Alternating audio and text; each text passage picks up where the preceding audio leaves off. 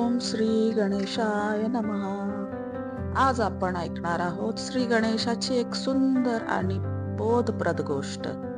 एकदा सर्व देवतांनी ठरवलं की जगाची परिक्रमा कोण लवकर करतो हे बघायचं, कारण जो सगळ्यात लवकर पृथ्वीची प्रदक्षिणा करेल त्याला फळांचा राजा ही उपाधी दिली जाणार होती. कार्तिकेय देव आपला मोर घेतलेला आणि वेगाने पृथ्वीच्या प्रदक्षिणेला निघून गेला. पण गणपती बाप्पा, त्यांची स्वारी होती उंदीर. सगळ्यांना वाटलं की गणपती हरतील, पण गणपती बाप्पाने डोळे बंद केले आणि आपल्या आईवडिलांची, पार्वती आणि शिवशंकर 3 वेळा प्रदक्षिणा केली. देव अचंबित झाले. गणेश म्हणाले, माझं संपूर्ण विश्व म्हणजे माझे माता पिता, त्यांच्या त्रिकुटाची प्रदक्षिणा म्हणजेच संपूर्ण ब्रह्मांडाची प्रदक्षिणा. हे ऐकून सर्व देवांनी गणपतीच्या बुद्धिमत्तेचं कौतुक केलं आणि त्याला फळांचा राजा ही उपाधी दिली. ही कथा आपल्याला शिकवते, आई वडिलांची सेवा आणि त्यांचं महत्त्व कधीही विसरू नका.